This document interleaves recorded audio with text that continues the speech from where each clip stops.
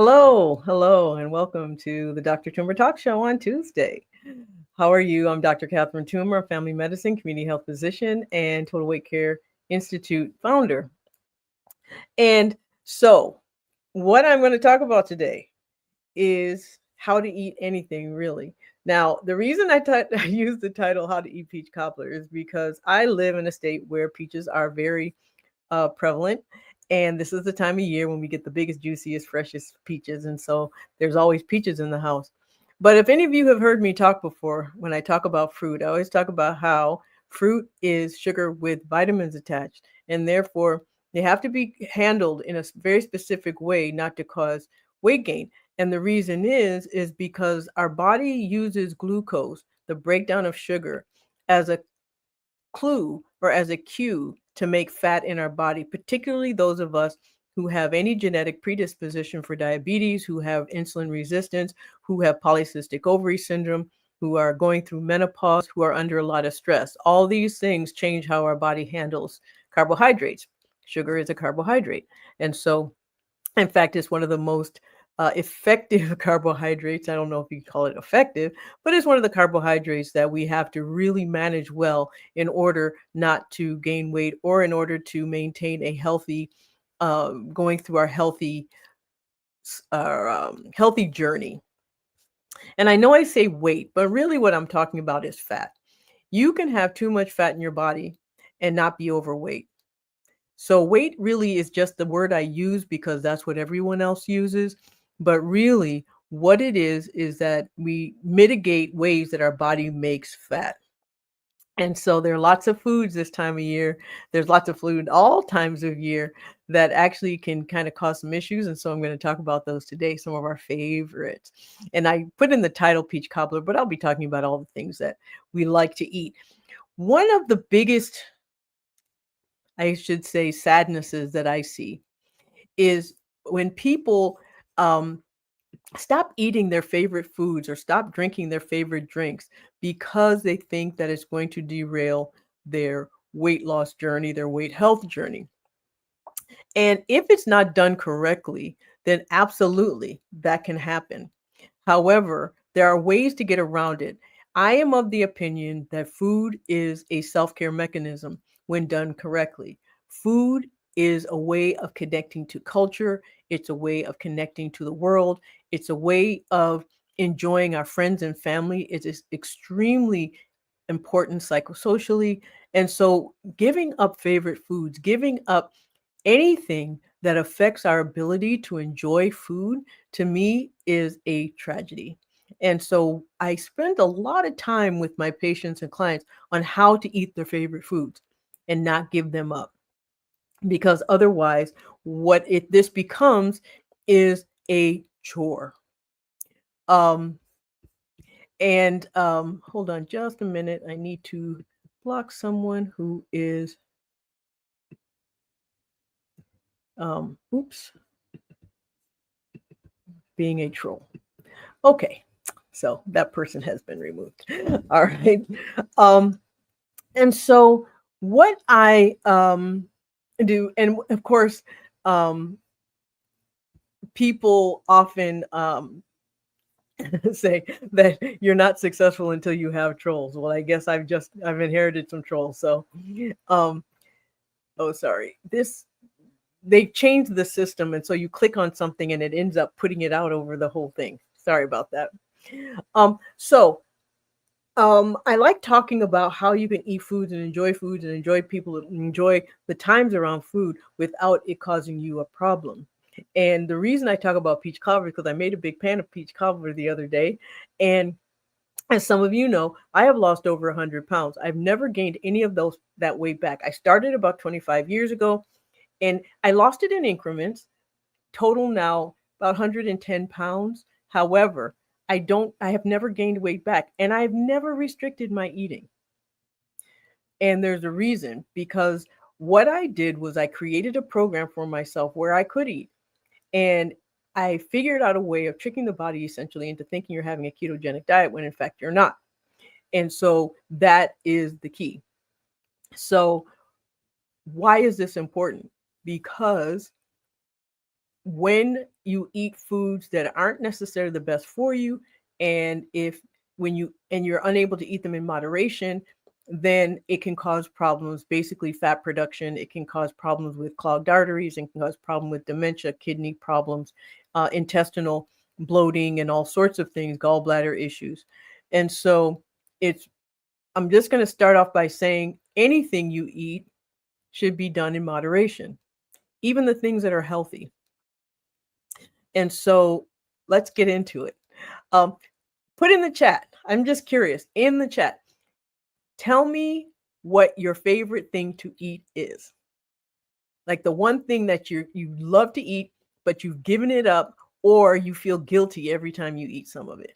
I'm just really curious. And I'm just going to say hello to everyone who's here. Thank you for joining. Let me know where you're listening from. And if you're listening later, put in hashtag replay, and then also tell me where you're listening. Potato chips. That's a very common one. Anyone else? What are your favorite things to eat? Pizza. All right.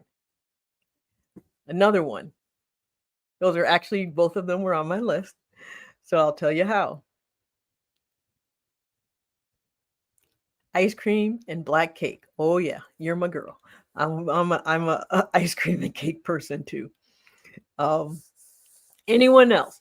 Just post in the chat. Strawberry cheesecake ice cream. Okay. So we're going to get through some of these, and you all can just keep adding them. Unfortunately, right now, it just seems that I'm mostly seeing the comments coming from YouTube. If you're on Facebook and you're trying to post something, I'm going to open my phone just so I can see. For some reason, it's not coming through here. So I'm going to go to my page and open it from there so I can see your comments. Let's see here. Okay. Oops. I don't want the sound on. Okay, because otherwise it's going to start echoing. Okay. So if you're on Facebook, I'm going to try and get you, but mostly what I'm getting are the comments from YouTube. So, I see a Facebook comment. So it is coming through. Barbecue. Okay. So the key to eating anything you want, and I'm going to throw in some beverages at the end as well, is to mitigate the carbohydrates that are in whatever it is that you're eating. The more sugar that's in it, the more moderation you need to have. Mainly because sugar is the one thing our body just takes and makes fat out of no matter what we do. And even if you don't have any type of glucose dysregulation, if you don't have any metabolic dysfunction, or your metabolic status is absolutely perfect, your body is still going to try and take sugar and make fat out of it. And so there's ways to counter that, but always in moderation. Always eat sugar in moderation. So we're going to start with Evelyn. She said potato chips. One of the things that happens, particularly with potato chips, is we crave them when under stress. And that there's a reason for that.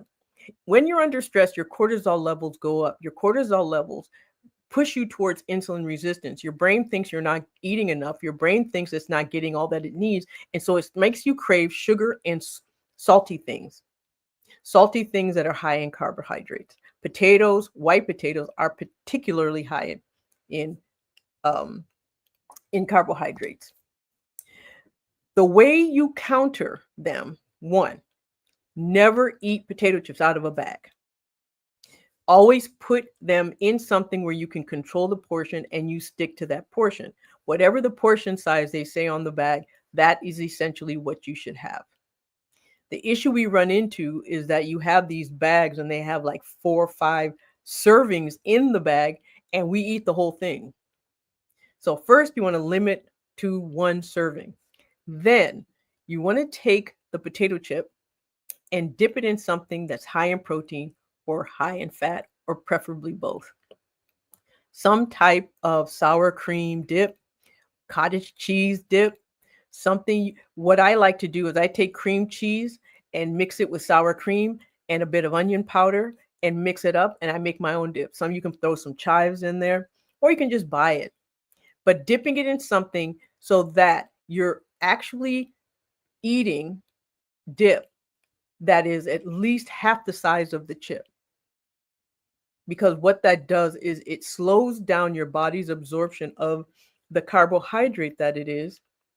And when it slows down the carbohydrate that it also slows down the triggering of your brain that tells your body to make fat from it. So if you want to eat potato chips, make sure that you're eating it with dip. And I'm trying to go up in the comments, but for some reason it's if I click on it, it shows your comment in the thing. Okay. Hold on. Here we go. All right. So potato chips. So we got that. Portion control. Add some type of high protein, high fat, something with it, potato chips and dip. That is the way you eat them. One, and also it makes it more satisfying. It fills you up faster and you tend not to just keep eating them. The other is always find out why. The first thing that you should do before eating anything actually is to drink water. Often our body mistakes thirst for hunger. And so it will make you hungry, make you want something when in fact you're just thirsty. So drink water first, or drink something, a non-sugar drink first, if water just isn't something that you really want to have. So next one here is pizza. Pizza is a big one. I hear a lot of people who give up pizza because they say it's bread and bread is bad. Well, it is bread when you order it as hand tossed, thick crust, deep dish. Yes, then it becomes primarily bread. The way to counter that is you can do a couple things. One, order thin crust pizza. Two, again, limit the size, individual size pizzas, or 1 to 2 pieces or slices of pizza. Fill up on salad before you have your pizza. And the other is load the pizza with protein. If you eat meat lovers pizza, again, in moderation and only occasionally. You can't eat that all the time, obviously. But if you're going to have pizza, especially, you're going to a pizza party, or you have something at work and there's pizza around and you're hungry, or people say, we're going to order pizza. What do you want? Order the thin crust, high meat pizza if you're a meat eater. If you're not a meat eater, then thin crust, vegetables, order a salad to go with it. And that will counter the bread of the pizza slice. And in moderation, that's fine.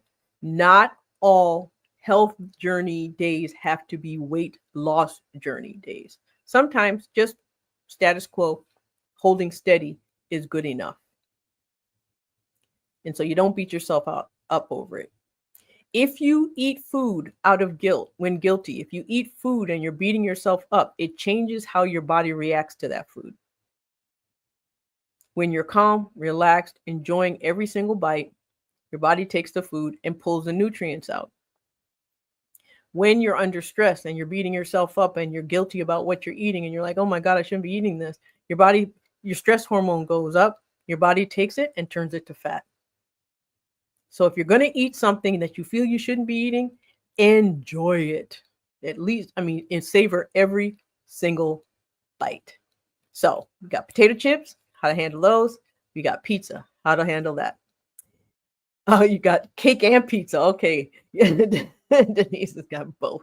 All right. So we talked about how to handle pizza. Now we're going to talk about how to handle cake.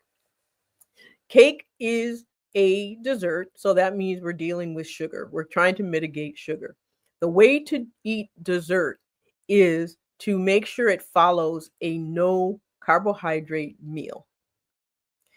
You don't want to eat cake on an empty stomach, and you don't want to eat cake too far away from the meal you just had. You want to have something that's going to slow down your body absorption of the sugar in the cake. So eating meat and vegetables. So when I had my peach cobbler, I wanted my peach cobbler and I had ice cream to go with it. So I ate chicken and kale. I happen to like sauteed kale. Not everybody does, but I do. And then I had my peach cobbler right afterwards with ice cream.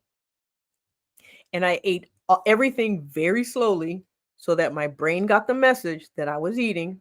I chewed my food until it was liquid so that every bit of nutrients was going to get absorbed from the good food that I was eating. And then when I had the peach cobbler, I did the same. Ate very slowly, savored every single spoonful so that my brain got the message that, yes, I've got something I'm enjoying and it's reacting to it. If you eat it quickly, you're going to eat more of it. So that's how you eat cake. Eat it right after having a no carb meal. The next one is ice cream and black cake. Well, we talked about the cake and how to do that. Ice cream, it is again dessert. Having ice cream with right after, this is true for all desserts. Eat it after a no carb meal and right after, so that the meal will balance out the sugar that you're about to eat. Now, when it comes to ice cream, you want the fattiest ice cream. Never eat no fat ice cream, because what that means is that the sugar now is a higher percentage of the ice cream. So you want the creamiest, fattiest ice cream to counter the amount of sugar that's in it. Now, there are some low carb ice creams that are out there that are actually pretty good. Some of them are not. You just kind of have to find the one you like if you want to go that route. But if you're going to eat ice cream and you want to make sure that it really engages all your senses, then you want the creamiest one. And that's then the fattiest one. So avoid the non-fat. That's one of the biggest mistakes I see people make. They go after the non-fat foods. And when they go after the non-fat food, there is nothing to stop the sugar from getting directly absorbed. Strawberry cheesecake ice cream. Now, again, same thing. You eat the fattiest one and you eat in moderation. Always use small cups, small bowls, so that the little bit that you eat seems like a lot more. One of the things that are brought up here is cheesecake. Cheesecake is actually a quite wonderful dessert because it's really high in protein and really high in fat. So if you're in a restaurant, if you're someplace and someone says, do you want a piece of cake?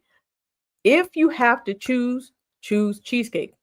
If you like cheesecake and you can't think of anything else that you might want more, go with the cheesecake and avoid the sauce.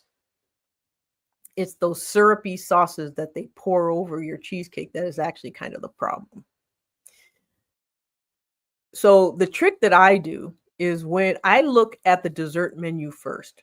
When I go out to a restaurant, I check the dessert to see if there's something on there that I'm going to want to have. Because if there's something on the dessert menu that I want, it's going to change what I order for my meal. And so what I'll do is look at the dessert menu. If there's something on there that I want, what I'll do is have the carb removed from the meal and have it double vegetables. And then I get my dessert. Now, that's in the ideal situation. However, sometimes I cheat, so to speak. I don't consider it cheating because if I want it, I want it. What I do, though, is make sure that I counter that with either, doing better the next day, drinking lots of water, exercising, doing some muscle work. And the other thing that I want to mention is that when you do muscle work will the muscle will act as medication. People talk about GLP-1s all the time and they work really, really well. And this is how they work. They actually stop your brain from telling you to eat, and they make your brain make fuel instead of fat out of the food you eat. However, when you have muscle, your muscle will take over for some of that. It increases your metabolism. It improves your metabolic status. And so you can preempt your eating by building muscle. Now, muscle you can't out exercise a really bad diet, but it does give you more wiggle room. The more muscle you have, the more wiggle room you have. Let me see. Let me go up a little bit. They've changed the algorithm a little bit, and so they've made it hard to kind of see and up and down without throwing people's comments into the up for everybody. Okay, so we've got barbecue. Now, the issue with barbecue is the sauce, not the protein. And so so basically barbecue sauce has a lot of brown sugar in it usually. And so because it's usually over protein, it doesn't cause as much of a problem as people might think. It's usually the fixings that are the issue. It's the potato salad that we eat with it. It's the French fries that we eat with it. Or the now coleslaw is wonderful. If you want to eat barbecue, have coleslaw with it, because that is an absolute no carb side. And it goes really well with barbecue. And so you just don't want to add extra sauce to whatever you're eating. But barbecue in and of itself is not an issue. It's actually high in protein. It's a high protein item. And so that's a good thing. Just watch the sauce. Steve Holmes said, drink your Ensure and go to sleep, old lady. Huh? I'm not sure what that's about, but it looks like I have another troll. Okay. Wow. I must be doing something right. I'm getting trolls now. So Ronald says, that's me, stress eating. Stress eating, and let me just say this. A lot of times people blame themselves for stress eating as if it's under their control, as if it's their fault, as if, we all stress eat. And the reason that is because our brain, under stress, our brain essentially starts making us crave carbs, and either salty carbs or sweet carbs. And so, and also the brain thinks you're starving because it's pushing you towards insulin resistance. So it's not getting the one thing that sends signals to the rest of the body. And so when it doesn't get its glucose in its cells because of stress, it will tell you to keep eating.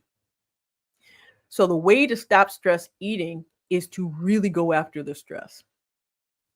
And if you go on YouTube, there's lots of different things that you can do immediately. That's immediate, medium, or long term. But essentially getting your cortisol levels down, deep yoga breathing can do that quite well. Evelyn says, I mix onion dip with high protein yogurt. That's really good. Yeah. Or blending it with cottage cheese. Now, cottage cheese, a lot of times people are like, I don't like cottage cheese. Often it's the texture that people don't like. When you cream it, it actually tastes pretty good. And the other thing about when you blend cottage cheese, you can add whatever flavor you want to it. It doesn't have much of a flavor. It's the texture most people react to. But it's very high in protein. It's really high in protein. Let me see here. Let me go up. Trying to. Vande says she, I guess, do a small cauliflower crust with tons of veggies and grilled chicken every now and then. Cauliflower, and the thing is that cauliflower crust pizza is really healthy. And so you don't even have to avoid it. If you have cauliflower crust, and I thank you for reminding me about that. There are other ways of making pizza instead of using pizza dough. You can use what are they called? Tortilla. Yeah, tortillas. You can, and they're thin, and you can put sauce on it, and you can put all sorts of stuff on it, because often it's more the shape and the combination of flavors that we're looking for. And the bread doesn't have to be the star of the show. For some reason, I'm going to try and go up. Can't post comments to some destinations. Okay. Sauteed kale young. Okay. Dr. Tumor, I'm having a problem with my food. I am on maintenance dosage of my GLP-1. I'm starting to be hungry. Good. way more than I ever been. My GLP-1 is not helping with the food noise. Um, I'm at the lowest dose, but I am constantly hungry. Well, that's because you're at the lowest dose. Never liked this before. I eat very clean, high protein, steamed. So if you're on the lowest dose, you're not really on maintenance, because it is only designed, the lowest dose of a GLP-1 is really just designed so that you don't have um, side effects at higher doses. So if your symptoms are coming back, what that means is that that low dose has already reached its max capabilities, and that you may need to go up on your dose, especially unless you don't want to lose any more weight. However, hunger is not a bad thing. You need to eat calories in order for your body to function. Most of the fatigue I see on GLP-1s is because of undereating. Um, and so, but with food noise being treated, you go to the dose that stops it. So if your food noise is coming back, that means the dose you're on has done its job and you need to go up, or you're under more stress. And so that stress is pushing you back towards more glucose dysregulation. If you say, I eat very clean, high protein, steamed veggies, occasional carbs like rice, a piece of bread, and now I go to the gym 5 days a week, but I'm always hungry. What am I doing wrong? Well, you're not on the highest dose. You're not on a dose. You're not on your golden dose. Everyone has a golden dose on a GLP-1, and that golden dose means that the symptoms that you're having are stopped, but you still have hunger, but not overly hungry. It suppresses your appetite, but not completely. You still want to be able to want to eat food and enjoy food. And it gives you the control that you need. So if you're trying to control food noise, then you're not on the correct dose. Now, the other thing that could be happening, if you're going to the gym 5 days a week, you may be over exercising for the food that you're eating. So, not saying you're over exercising, but meaning you're not eating enough to sustain that level of exercise. If you're doing cardiovascular exercises, driving your cortisol up, and that's going to make you hungry. If you're overworking your muscles and your muscles aren't getting enough what it needs in order to sustain that level of activity, it's going to make you hungry just to build that muscle, because you're putting caloric demand on your body, and so your body is going to ask for you to eat more to meet it. So, and you're not necessarily doing anything wrong. You're doing everything right, except you should talk to whoever's prescribing your GLP-1 about your dose. Because if you're on the correct dose and you continue doing what you're doing, you're going to do very, very, very well. Kim says, I love cottage cheese and applesauce. Yeah, that's a nice dessert. That's a high protein, nice sweet. You get a little sweetness, a lot of protein, and that's really good. Bonnie said, naan and pita. Oh, you're my girl. Yeah, naan and pita bread. Now, the good thing about pita bread, when you have unleavened bread, which is what pita is, it tends to change how your body reacts to the carbohydrate that's in it. However, you still need to counter it. So eating it with cheese, or eating it with some type of nut butter, or eating it with some type of protein with, and vegetables, like, using it like as a sandwich. Those type of things are always hummus, anything that's high protein, high fat to go with it. But eating it on its own, it will basically push your body into making fat out of it. What do I think of ashwagandha for cortisol control? It is actually very effective. Studies and studies have shown that what ashwagandha does is it helps mitigate your reaction to stress. It actually acts like an antidepressant and an anti-anxiety medication. Even though it's not a medication, it's actually a root, but that's what it does. And so it definitely works on cortisol control. But what it does is it blocks it blocks the effect of cortisol, not and your reaction to the stressor, but it doesn't remove the stressor. And so it's always important to address or investigate what it is that's causing you stress and see if you can change that. So there's three things when dealing with stress: the most immediate, the intermediate, and long term. Immediate, drop your cortisol. Intermediate, you learn how to not react to whatever the stressor is. So first is you block the stressor, or block cortisol with medication and meditation. Two, you um, try to uh, stop the effect of stress on you. Therapy, medication, sometimes learning different types of techniques that over time you improve and you block. And then the third is you learn how you remove the stressor. You change the stressor, and that's the long term. Good evening, Dr. Toomer. What do you consider the maintenance dose? It really depends. It's different for every single person. Anyone who's prescribing a GLP-1 knows this. Anyone who's prescribing a GLP-1 and knows what they're doing knows that there is no such thing as a maintenance dose that's the same for everybody. It's different for each person. And maintenance dose is where you're on a dose that controls your symptoms, controls your metabolic status, and at the lowest possible dose you can get away with, and at the farthest frequency you can get away with. And so if you're on a particular dose and you want to stop your weight loss, or you feel like all your symptoms that you were having before, like cravings, food noise, insomnia, inflammation, pain, if all those things are controlled, you want to see how little you can get away with. And so you spread it out, and then you start to drop. And that's different for every single person. And some people, like for someone like me, my maintenance is exactly the same as my treatment. I might spread out my frequency sometimes, but for the most part, not everybody changes what their dose is during maintenance. You don't have to. Said, you gained back a few pounds and I know I'm not eating. Okay, so not all weight gain is bad weight gain. Some weight gain is muscle, and that's good weight gain.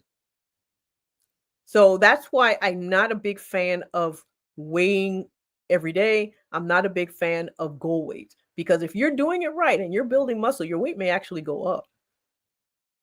And it will go up first before it comes down, because it will go up from muscle, and then the muscle starts going after your fat to feed itself, and then you start to go down. And sometimes you'll go up in weight, but you'll go down in size. So yeah, not all weight gain is bad weight gain, especially if you're working out as much as you are. You're more than likely are going to go up. But you just need to make sure that the exercise you're doing is correct one for you. Is beet juice good for you, and how much should I drink daily? Beets are better than the juice. That's the rule of thumb. Eating fruit is better than drinking fruit juice. Eating the vegetable is better than the juice from the vegetable. Beets are sugar. They have a lot of sugar in them. They may not taste very sweet, but beets and carrots, potatoes, all of them are starchy. They're starchy vegetables. Starchy vegetables are carb vegetables. So, but beets have a lot of nutrients in them. I mean, really good nutrients. So if you just don't like the taste of beets, limit to 1 glass a day. And make sure that you're not drinking it on an empty stomach, because it will make your blood sugar go up. Living in America is what stresses me most right now. Well, yeah, that's the case for many of us. Hello, dear aunt. Are there any tips or tricks for digesting meat on a GLP-1? The trick is chew meat until it's liquid. That's for all food. We have a tendency not to chew our food completely before we swallow it. And when you have particles of meat is very hard to digest in big pieces. So you chew it until it's liquid in your mouth. That's how we're supposed to eat. Rarely are we taught to eat that way, but that's really how you're supposed to, because what that does is the reason we chew food at all is to break it up into smaller pieces so that our stomach acid can act on it to break it down even more, so that when it goes into our intestines can pull out the nutrients. If you help it along by chewing it in your mouth and not making your stomach do as much work and not make your intestine do as much work, then that's what helps. Meat is one of those things you can do. You chew until it's liquid. Any more questions?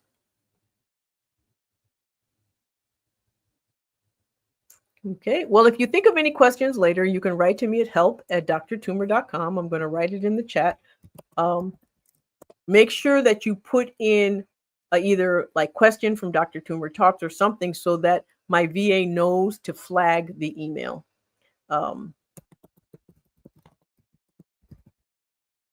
And for anyone who finds this helpful, who can subscribe to my YouTube channel if you haven't already. There are many videos in my YouTube channel that you can that have a lot of what I think is good information. I like to think. Share it with friends and family who you think might help. With it might be this might be beneficial for.